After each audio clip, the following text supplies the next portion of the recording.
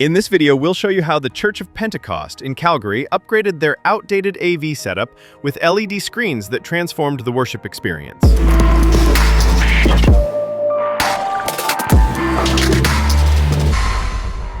The church was using a traditional LED projector setup and a few small televisions to display visuals to the congregation. While it worked for a time, it was clear the church needed a more modern solution to match the growing needs of their community. After 6 days of hands-on work, we installed 2 custom LED screens that completely transformed the space. The first screen, measuring 12.6 by 6.3 feet, was installed in the main congregation hall.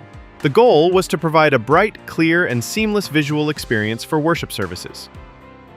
In the second floor hall, we installed another screen of the same size, but this time we added 2 vertical side panels, each measuring 2.1 by 6.3 feet. This creative layout elevated the visual experience, adding both presence and impact to the worship environment.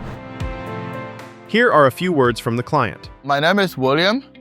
So I'm with the Church of Pentecost, Calgary, and I usually act the project coordinator for the church.